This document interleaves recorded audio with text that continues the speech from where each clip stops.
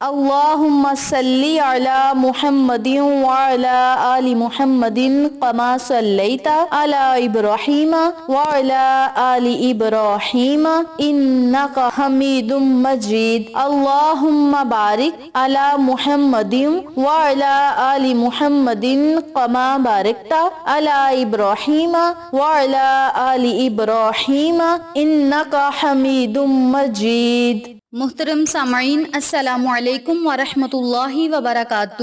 امید کرتی ہوں آپ جہاں بھی ہوں گے اللہ کے فضل و کرم سے خیر و عافیت سے ہوں گے، اور دعا گو ہوں کہ اللہ پاک آپ کو ہمیشہ صحت و سلامتی کے ساتھ پیار و محبت والی، خوشیوں والی، اتفاق اور اتحاد والی زندگی عطا فرمائے، آپ کو کبھی کسی کا محتاج نہ بنائے، آمین۔ سامعین، آج میں آپ کی خدمت میں ماہ ذی الحج کے چاند کا ایک ایسا عمل لے کر حاضر ہوئی ہوں جس کو آپ نے ماہ ذی الحجہ کے چاند سے لے کر 10 ذی الحج یعنی عید کے دن تک جاری رکھنا ہے۔ میری پیاری بہنوں اور میرے پیارے بھائیوں، آج میں آپ کی خدمت میں جو عمل لے کر حاضر ہوئی ہوں، جو وظیفہ لے کر حاضر ہوئی ہوں، انتہائی آسان اور مختصر سا عمل ہے، اور جو بندہ اس عمل کو، اس وظیفے کو کر لے گا، انشاءاللہ بفضل خدا اللہ رب العزت کی حفاظت میں آئے گا، اور رب کریم سے جو مانگے گا رب کریم اسے عطا فرمائے گا، بشرط یہ کہ آپ کا یقین پکا ہونا چاہیے۔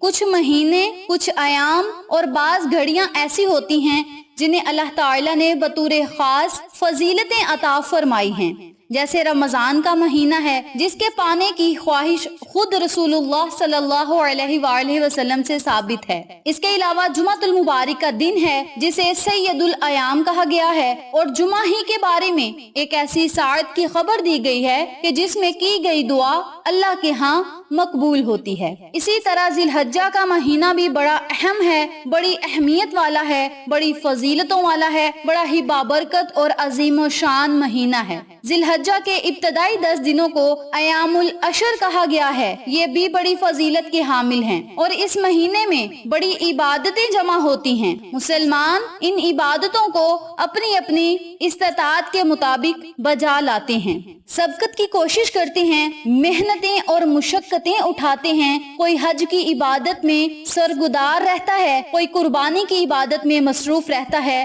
وغیرہ وغیرہ۔ قرآن کریم کی سورہ فجر کی ابتدائی آیات میں اللہ تعالیٰ نے چند چیزوں کی قسم کھائی ہے، جس چیز کی قسم خود رب العالمین اٹھائے یہ اس کی عظمت کی دلیل ہوا کرتی ہے۔ ان چیزوں میں سے ایک یہ ہے ولیال عشرہ، اور قسم ہے 10 راتوں کی۔ 10 راتوں کی قسم اٹھانے کا معنی یہ ہے کہ بڑی اہم راتیں ہیں، اللہ رب العزت نے خود قسم کھائی ہے۔ چنانچہ اس آیت کی تفسیر میں حضرت عبداللہ بن عباس رضی اللہ تعالیٰ عنہ فرماتے ہیں، ان سے مراد ذی الحجہ کے ابتدائی دن ہیں، اور یہ سال کے سب سے افضل دن ہیں۔ باحوالہ ابن قصیر۔ میری پیاری بہنوں اور میرے پیارے بھائیوں، ماہ ذی الحج کا مہینہ بڑی ہی برکتوں اور فضیلتوں والا ہے۔ ذی الحجہ کے پہلے عشرے سے متعلق ایک ہدایت ہمیں یہ بھی دی گئی ہے کہ جو شخص قربانی کرتا ہے وہ ذی الحج کا چاند دیکھنے کے بعد حجاج کرام سے مشاہبت کے لیے ناخن اور بال کترانے سے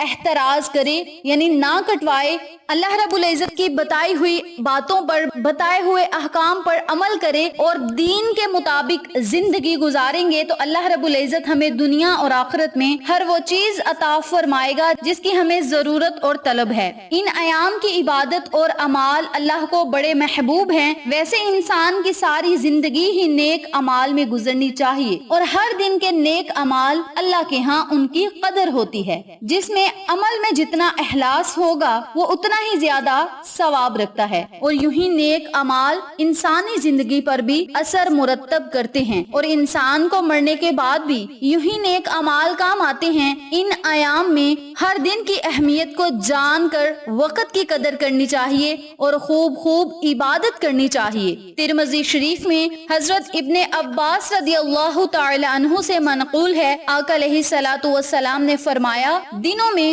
کوئی دن ایسا نہیں جس میں نیک عمل کرنا اللہ کے نزدیک ان 10 دنوں یعنی ذی الحجہ کے پہلے عشرے سے زیادہ محبوب ہوں۔ صحابہ نے عرض کیا، یا رسول اللہ صلی اللہ علیہ وآلہ وسلم، کیا ان ایام کے علاوہ دوسرے دنوں میں اللہ کی راہ میں جہاد کرنا بھی ان دنوں کے نیک اعمال کے برابر نہیں ہے؟ آپ صلی اللہ علیہ وآلہ وسلم نے فرمایا نہیں، البتہ اس آدمی کا جہاد جو اپنی جان و مال کے ساتھ اللہ کی راہ میں لڑنے نکلا اور پھر واپس نہ ہوا، ان دنوں کے نیک اعمال سے بھی زیادہ افضل ہے۔ تو میری پیاری بہنوں اور میرے پیارے بھائیوں، بڑے ہی مقدس دن شروع ہونے والے ہیں اور بڑی ہی مقدس راتیں بھی شروع ہونے والی ہیں اور مقدس چاند بھی نظر آنے والا ہے۔ آپ سب سے گزارش ہے کہ اس مہینے کی قدر کریں، آقا علیہ الصلوۃ والسلام پر بہت زیادہ درود و سلام کا نذرانہ پیش کریں اور ذی الحجہ کے مہینے کی قدر بھی کریں، اور ذی الحج کے مہینے میں آپ نے جو عمل کرنا ہے، ذی الحج کا چاند نظر آتے ہی آپ نے اس وظیفے کو شروع کر دینا ہے، اور 10 ذی الحج یعنی عید کے دن تک آپ نے اس عمل کو، اس وظیفے کو جاری رکھنا ہے۔ اللہ کی رحمتوں،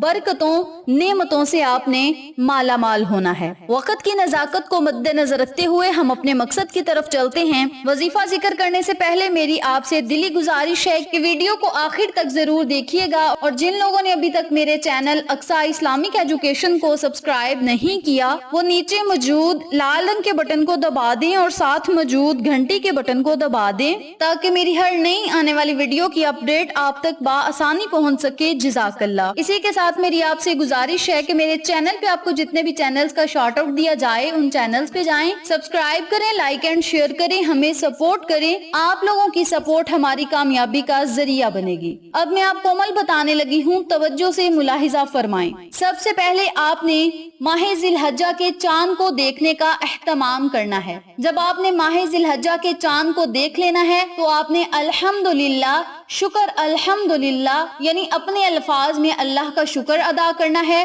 پھر آپ نے باوضو ہونا ہے۔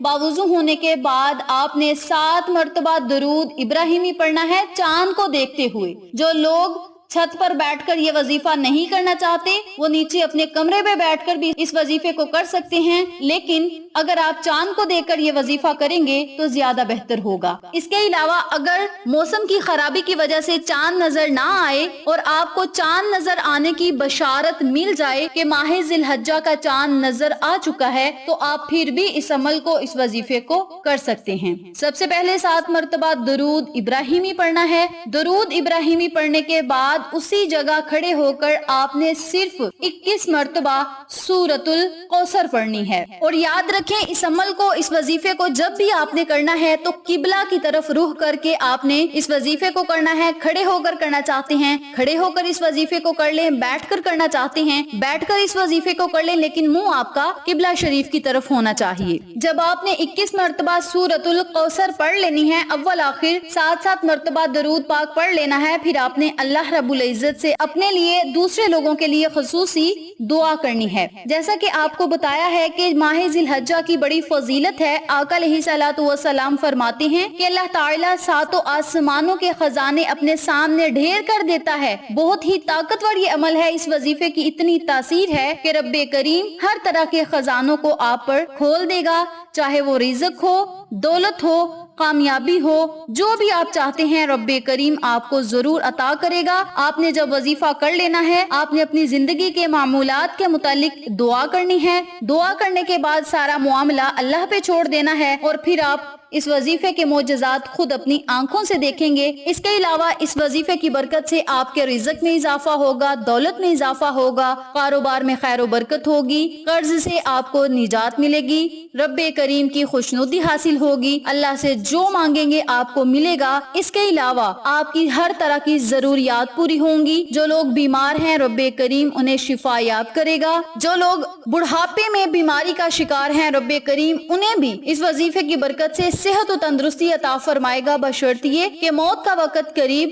نہ آیا ہو۔ ضرورت سے زیادہ مال دے کر رب کریم آپ کی حوصلہ افزائی کرے گا، خاندان کی حفاظت کر کے حوصلہ افزائی کرے گا۔ اس شخص کی نیکیوں کو بڑھاتا ہے اور گناہوں کو بخش دیتا ہے جو ماہ ذی الحجہ کے چاند کو دیکھ کر شکرانے کے الفاظ ادا کرتا ہے اور وظائف کرتا ہے اور اپنی حاجات خواہشات کا اظہار اللہ کے آگے کرتا ہے اور سارا معاملہ اللہ پہ چھوڑ دیتا ہے، تو رب کریم آپ کے نیکیوں کے اجر کا وزن بڑھا دیتا ہے، اندھیروں کو روشنی میں بدل دیتا ہے، جہنم سے آپ کو نجات ملے گی، جنت کے دراجات میں بلندی ہوگی۔ آپ اس وقت کی ضرور پابندی کریں، مختصر سا وظیفہ ہے لیکن اس کی فضیلت و برکات بہت ہی زیادہ ہیں۔ ماہ ذی الحجہ کے چاند کو دیکھ کر آپ اس عمل کو شروع کریں، اور جو لوگ یکم ذی الحج یا 2 ذی الحج یا 3 ذی الحج کو میرا یہ وظیفہ دیکھیں، جس دن سے آپ میرا یہ وظیفہ دیکھیں اسی دن سے آپ اس وظیفے کو بغیر اجازت کے کر کے اپنا سارا معاملہ اللہ پہ چھوڑ دیں اور اللہ کے معجزات خود اپنی آنکھوں سے دیکھیں۔ ویڈیو اچھی لگے